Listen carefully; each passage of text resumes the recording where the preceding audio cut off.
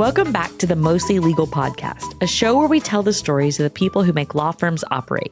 I'm Amanda Koplis, Chief Operating Officer at Sheffield, Lohman & Wilson. And I'm Rob Joyner, Senior Vice President of Business Development at Centerbase.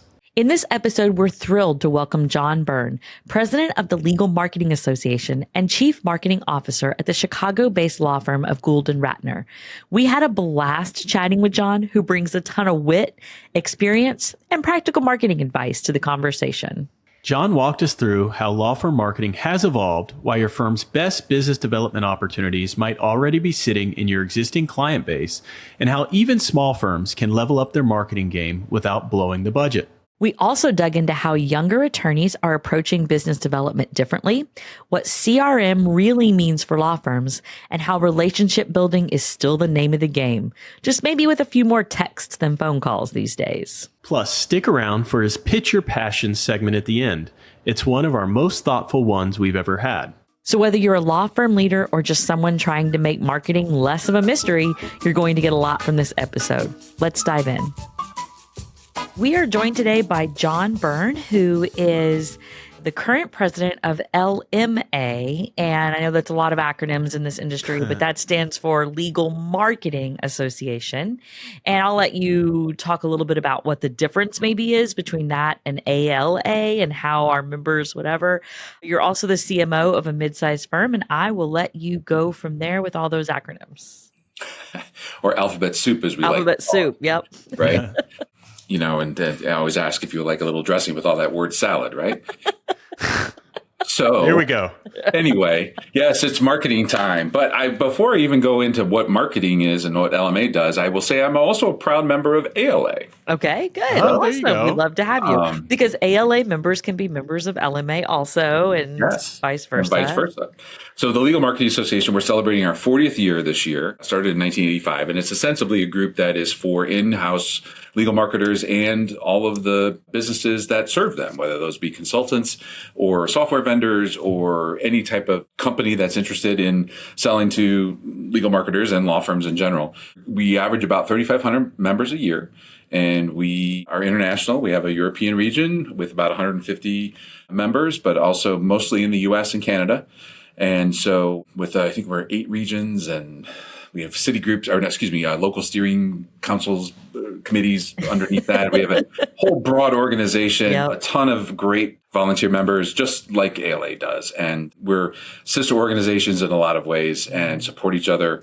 And I'm sure there's plenty of people like me who are members of both. So I've been in LMA since, I think, 1997.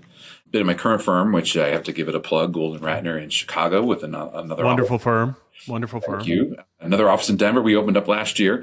I think my boss is actually on the ALA International Board. Your boss, Ken Kane, is on the yes, board he with is. me. Yes, he is. My colleague is a Hall of Famer for the Chicago chapter, Laura Sears. So I feel like and I think we have 3 members of our staff that are Dan was at a round table last week too? No. He was telling me you guys have like 11 or something. Yes. A ton of people in your firm that are members of ALA. So we're big supporters, and we also support professional development of all of our folks, whether they're lawyers or people who work in administration and administrative roles. So, hey, John, can you walk us through your personal background and journey some, though? How did you get into legal? How did you climb all the way up to CMO at a mid-sized law firm? To jump ahead a little bit, I climbed up all the way to an AmLaw 100 CMO, and then back down to a...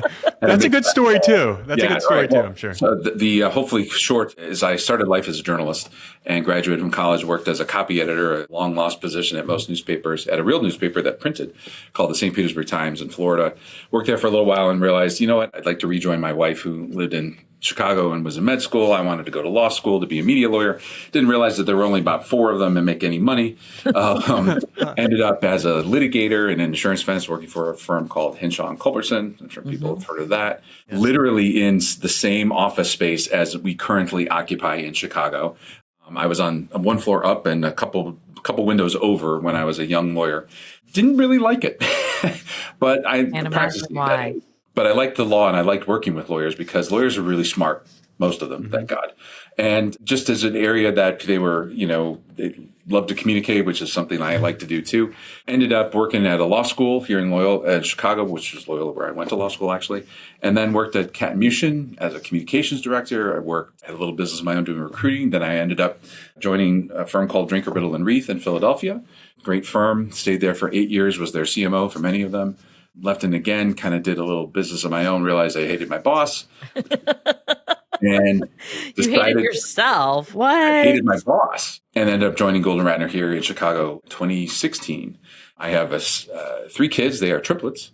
Nice. Rob's a twin dad. Can you imagine adding one more to the mix? Well, mine are 27 now. I got, they're all graduated college, thank God. Of course, they all graduated in the spring of 2020, graduated virtually. One who's in getting a master's degree. Another one's in med school. Another one is moving with her boyfriend who's going to business school out east. And so we're have an empty nest, my wife and I, but we have lots of things still going on. It never seems to be a dull moment when you have kids. Yeah, for sure. No matter how old they are. So when my twins were newborns, I'm going up the elevator with some people we had visiting in town, and I'm sitting there looking all tired and complaining about being a twin parent. And the guy looks across and goes, I understand. I have sextuplets. I said, oh.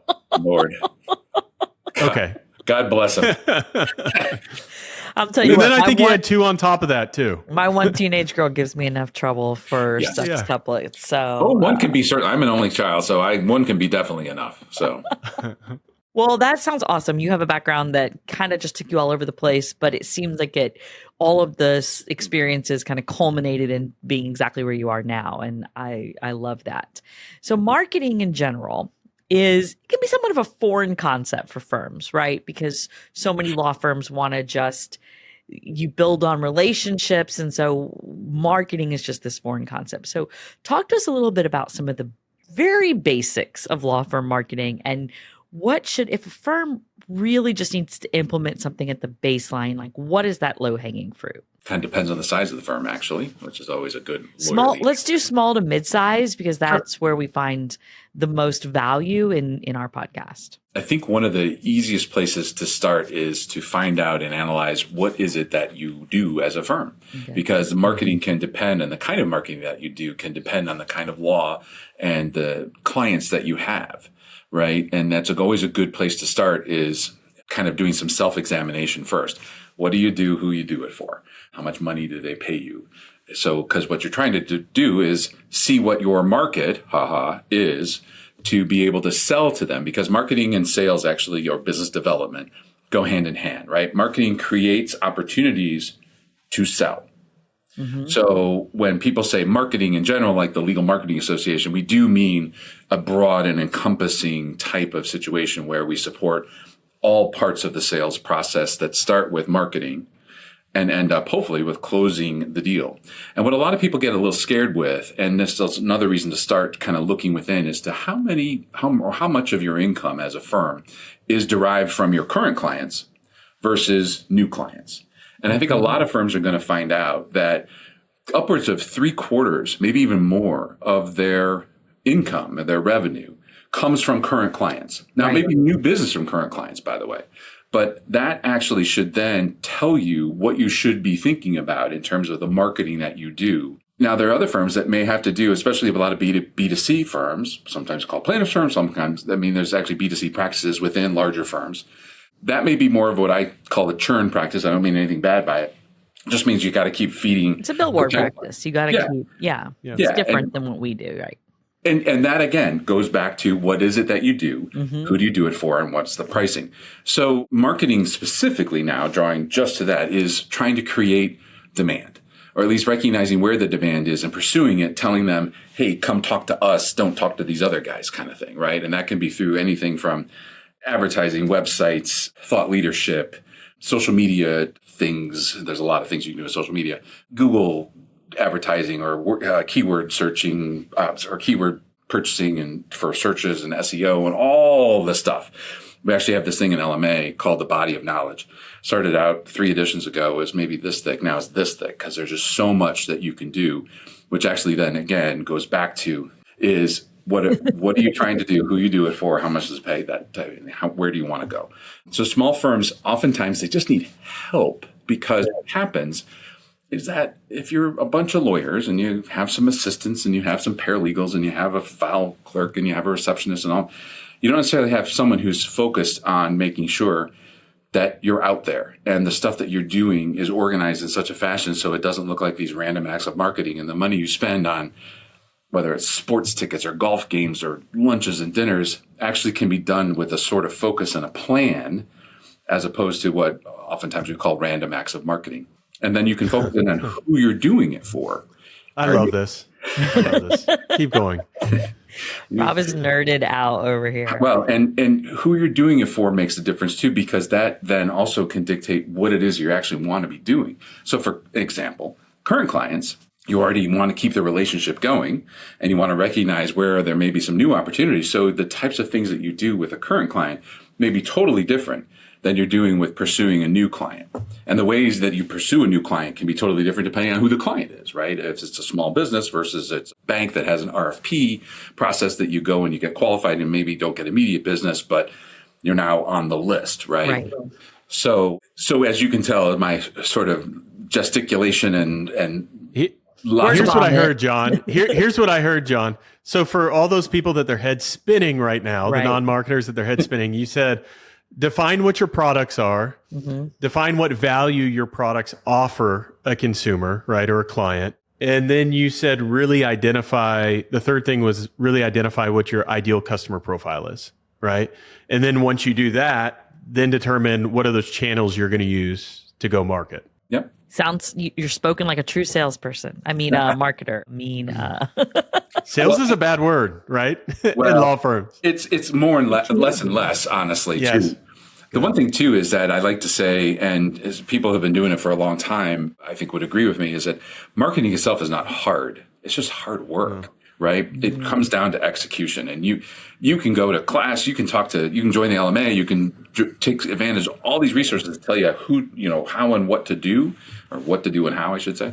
But it's doing it that makes the difference. So I'm going to go off script a little, Amanda.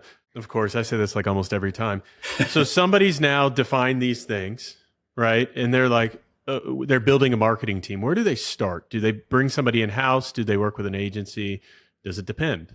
So I think the right answer, of course, as we all love in law firms, is it does depend. And it can depend on how much resources you want to be devoting to marketing. There's a bunch of rules of thumb out there that say, a marketing business development spend for most law firms should be somewhere in the neck of the woods of maybe 1.5% to 3.5% of gross revenue. Now, depending on the kind of firm, that may not make sense to spend either so little or so much. But, my firm averages about 2%. Right. And that is not necessarily inclusive of salaries for people that do it. Whether or not to outsource certain things makes sense if you analyze what it is that you want to do. So, for instance, if you want to do a lot of public relations work, you want to pursue the media, you have advertising, you have a lot of discrete things that are kind of repetitive in nature. Using an agency for that oftentimes can really be helpful. There's a specific set of knowledge and skills that is necessary for that particular type of work. And there's a fair number of people out there and organizations and companies that can do that for you, right? If you want someone to be more of a marketing generalist, then it usually makes sense to bring in someone in-house. And then you just have to decide at what level does it make sense. And that, again, goes back to what are you going to be doing? Is it mostly just current client focused? So maybe you need more things like sometimes people use events. Some other people use sort of a client team approach where you're maybe have the marketing person really sitting side by side by the relationship lawyers with specific clients to work with them on how do you get more business, right? Or doing things like feedback or something like that, right? And as a firm is bigger, you may decide that, like my firm, we bifurcate the idea of the marketing stuff versus the business development stuff. So, and the marketing stuff is more we don't do so much collateral anymore, but it's things like social media and websites and a little bit of responding to pitches. And the business development side includes things like working with lawyers on specific business plans and saying, who do you need to talk to? What are the clients doing? We have a feedback program. Where are we identifying where the next work comes in, trying to feed and pull things out of the pipeline into actual work. You know what I found interesting? So I've had to hire marketing people at my firm, and we're mid-sized. We're slightly smaller than you are, I think. But what I found interesting is when somebody says, go out and find me somebody who does law firm marketing, it's such an all encompassing job that I don't think people realize how many specialties align within each of those, right? So, like, they expect that somebody who can do marketing can do SEO and graphics and events and Content. and websites and and so, but for a mid-sized firm you need like that person who can do all of those things. So Rob, I think kind of the answer is you outsource what you maybe can't hire for, right? So like if I hire somebody who's great at doing social media and great at putting collateral or graphics together, then that's what I outsource. So I think it's a combination of both answers, right? You outsource what areas you need, but also what you can hire for. And sometimes it's just like you can't hire an IT person. There's way too many components and facets of it that you need specialties in. Well, and I think that's normal. I mean, that's for any kind of company too. Right. If you're a startup and growing, you find somebody, a marketing person that can specialize, that can kind of own it, execute, and then outsource some of those deliverables. Well, and that's evolved over time too, right?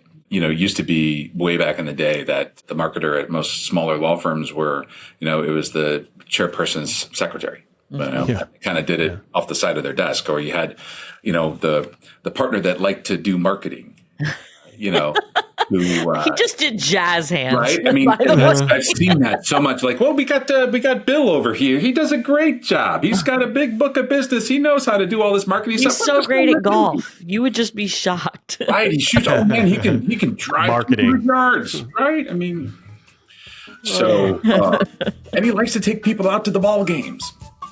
We'd like to take a moment to thank our sponsor, Centerbase, legal practice and management software designed to deliver optimal efficiency, profitability, and business growth for your mid-sized law firm. Learn more about how Centerbase helps you practice, manage, and grow your law firm with modern technology at centerbase.com. You've kind of tap danced around it and mentioned it a few times already. I pulled out a quote from our pre-call. On the pre-call, you mentioned that 80% of your new business for many law firms will come from existing clients. And often when we host our roundtables too, we bring up this idea of like remarketing to your current clients, and people start jotting down notes like, we're not doing much there. Walk through that a bit. What should that look like if a firm's interested in doing it, and why is it so important? Well, do you like to pay the bills? Do you like to pay yourself? That's why it's important. There we go. Honestly, there's a variety of ways to start answering that question. One of the ways is it's just easier and takes less resources and time and money, honestly, to take care of current clients than it does to pursue new clients, right? Yes. And I don't even want to get into, we can talk about cross-selling in a minute, but there are a variety of things that you can do as a firm, as a practice even, or as a lawyer, individual lawyer, to engage with your clients in a way that's going to keep them coming back. And one of those ways is to have a relationship with them that goes beyond the matter at hand, is oftentimes how I phrase it. What does that mean? It means that even if you're not the most, extroverted person in the world, you can still talk to someone as a person, not as a client. You can talk to them about something other than the actual matter. And in fact, I think you risk a client relationship when you don't. Now that we all have clients we know about that are just like very focused. This is all I want to talk to you about, but it means something that their lawyer, who is trusted advisor, is one thing that gets bandied about a lot of times, or just friends sometimes, right? And you just want to recognize the person as a human being, not just your meal ticket, right? And so what that means is you have to get to know them, and you have to understand what you can do to help them, even on a personal level. I mean, one of the things that people often forget is like, how can I make you look good to the people you report to? Right. And even if, fine, as the business owner, how can I help you look better in front of your customers, or deliver better service to your customers, whoever those customers might be, or your business partners, or whatever. So that relationship focus that oftentimes people attribute only to, sort of sales pursuing the next big thing is actually even more important, I think, for current clients. Mm-hmm. And that's why now there's other things you can do to help engineer those conversations. We do a client feedback program, and we outsource that. It's a survey. Hey, how we doing? And we get some people to respond and other people don't. And that's okay. How did you convince your partners to even go for that? We are blessed, I will say, with people who are open to trying things that make sense. And everybody is their own kind of consumer of something or other. Right. And you know how it feels to be engaged and ask, how was our service? What could we be doing better? What did you like? What didn't you like?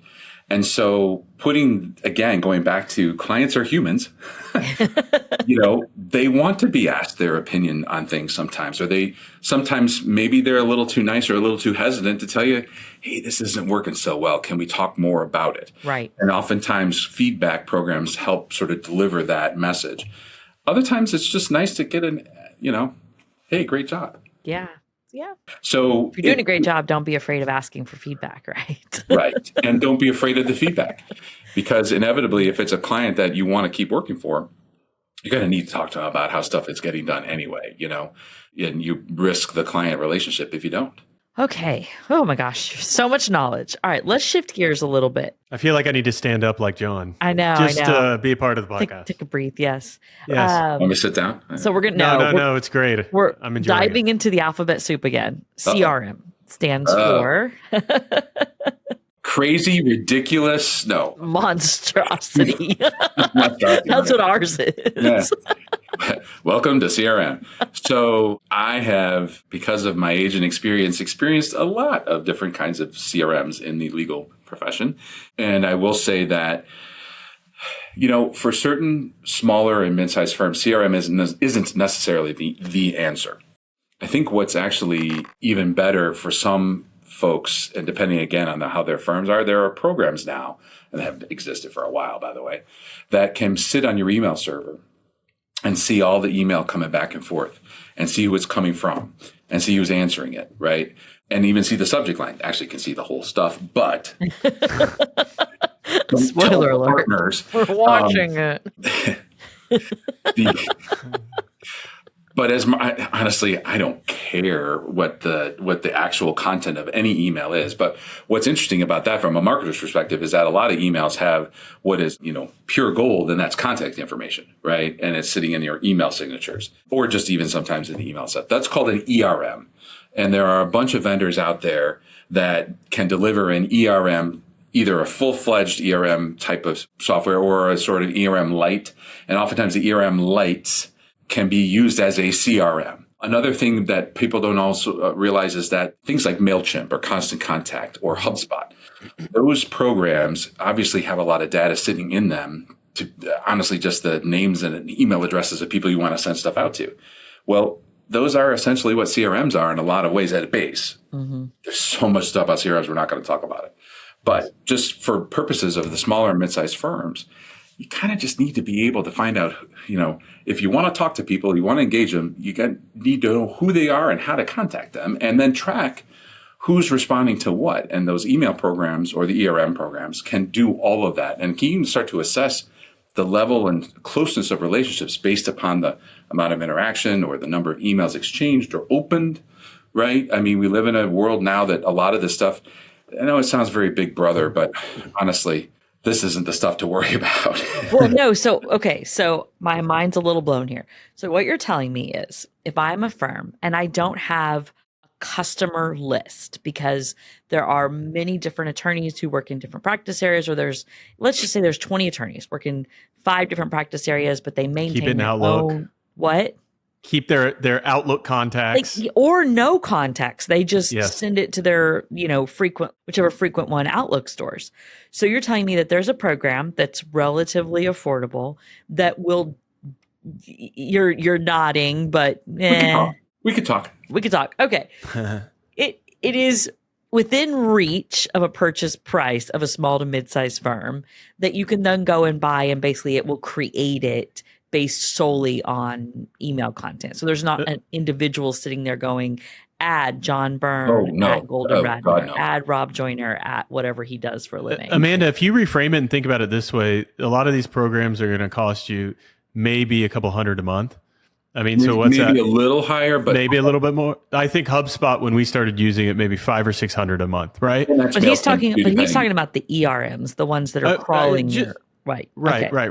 But either way, if they bring one client in the door or get you one matter, it more than pays for itself for the year.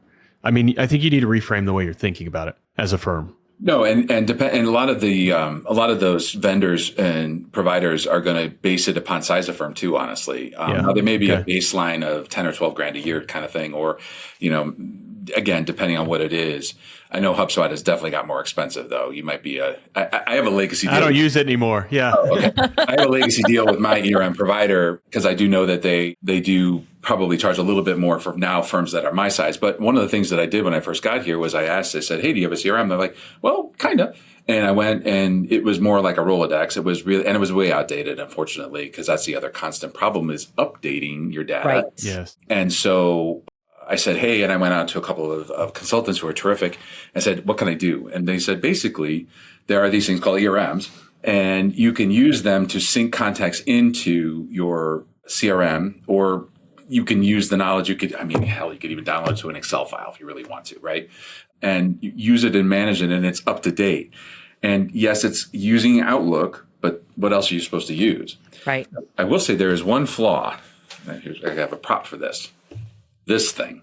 The phone. And people and lawyers who are getting younger who don't like to email because they like to text. Oh, wow. You're moving right into our next question. Oh, goodness. Feel free. Lay it on me. Rob? No, we were going to ask something along these lines. How is, more specifically, business development changing with younger attorneys? And I think you're going to say, my phone, texting. Texting is and younger. I mean, now millennials are in their 40s, right? I mean, they were the first generation to really adopt wholesale the idea of SMS texting, and now I'm older than this, but they used to have the flip phones that to text you like A B C. I can still do it in my head. Oh yeah, I could type out a text in my head still. 3 clicks here, 2 clicks here, bingo. Right. If you really want to confuse your kids, tell them 143, and they'd be like, "What does that mean?" Like, exactly. Right. Almost like driving a manual car, right? But no, I mean, man, we sound like 500 years old down to our kids, I'm sure. But oh well. They're not listening. Don't worry. You have 3 of them, and I guarantee you not a single one's going to. I was going to say, and if they are, maybe need to have another conversation. No. So, jeez. No, so I think the mobile accessibility of the work world and the remoteness of it now it's just so different than it was even 5 years ago, right? For obvious reasons. But I do think that AI is another, here I said it, when it was the duck going to fall from the ceiling. That's a really old reference. And that's changing too, because I think people are going to be relying more and more, maybe to their detriment, on even just drafting emails, right? Mm-hmm. Or just having an assistant, hey, blank, draft me an email to the client that says, I'm not doing that, and then it, whatever, it comes up with that. And it takes all of 2 minutes.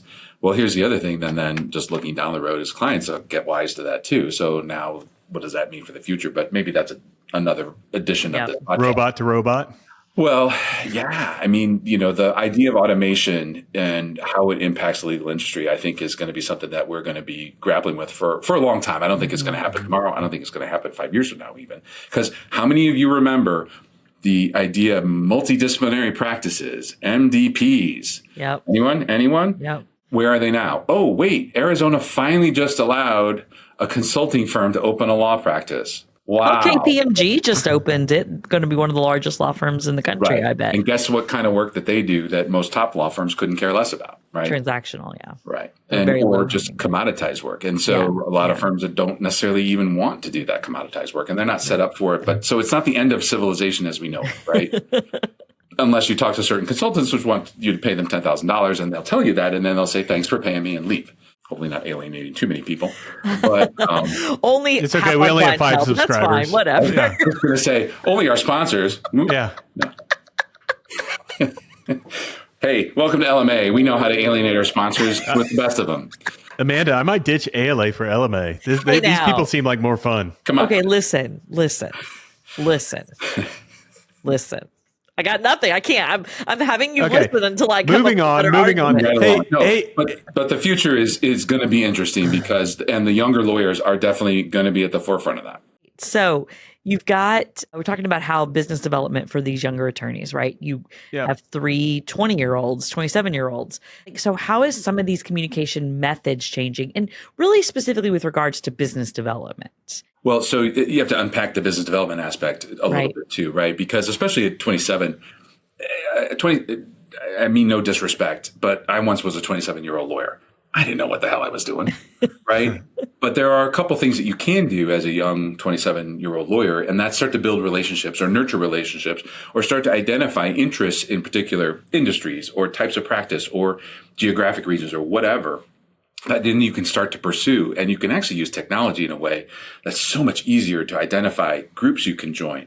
And those groups can be of any type. It doesn't have to be an organized group. It could be a Facebook group. Well, Facebook's for old people, but it could be a LinkedIn group. It could be Rob's Snapchat group.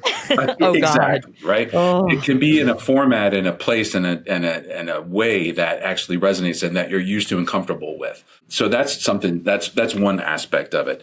It also can be driven on a virtual basis too. You can have and make relationships with people that are across distances that wouldn't normally be, or at least in the past wouldn't normally have been something that you could do because either the technology didn't exist or the idea of working in a remote situation or servicing someone remotely, subject to all the legal rules and whatever.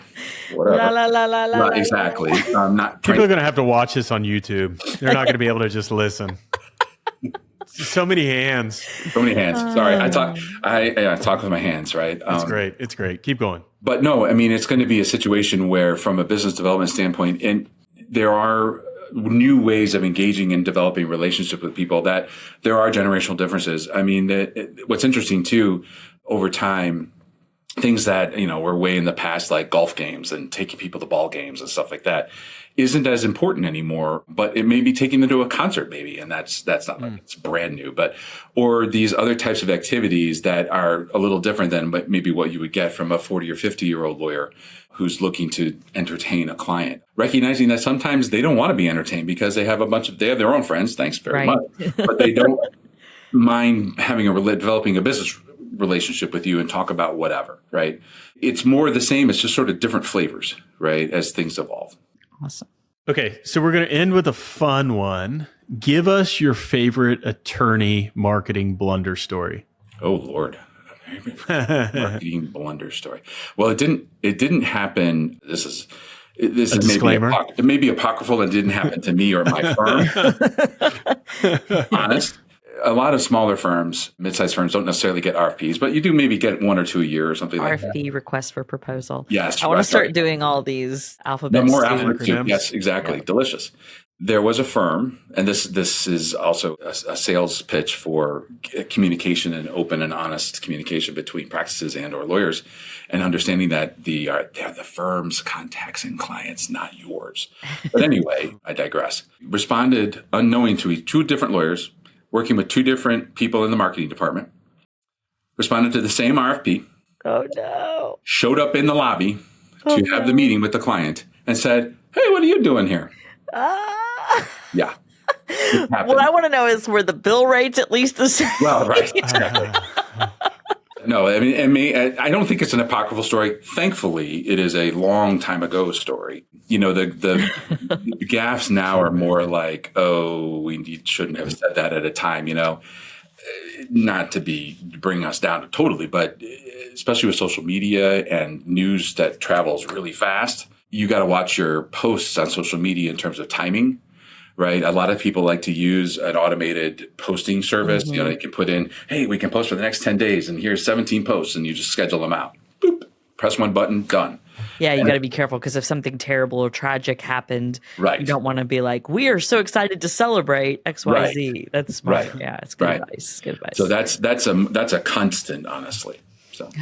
All right. So we're getting to the very last segment, which we call, and honestly, John, I could just keep talking to you for hours. Well, I'm going to see you in about a month too. You will see me a couple of weeks at your conference. Oh, that's right. You're coming to LMA too. To the LMA conference. Yeah. So this next session, last session, is called Pitch Your Passion. And it's a few minutes for you to tell us something that you're passionate about. We would give you 2 if you wanted to pitch LMA a little bit more as well as something else, but the floor is yours. So I thought about this, and I don't think I've actually changed my mind since we did our prep meeting a couple weeks ago. So I said earlier that I started life as a journalist, and I went to college for journalism. I went to Northwestern and was the editor-in-chief of the Daily Northwestern my senior year. And since then, I have stayed involved with the Daily Northwestern, which thankfully, in many ways, is still independent. It's actually a separate 501c3 that operates in conjunction with the university, but not owned by the university. And I have been I've been sitting on their board of directors for 10 years, chair for the last 6 years.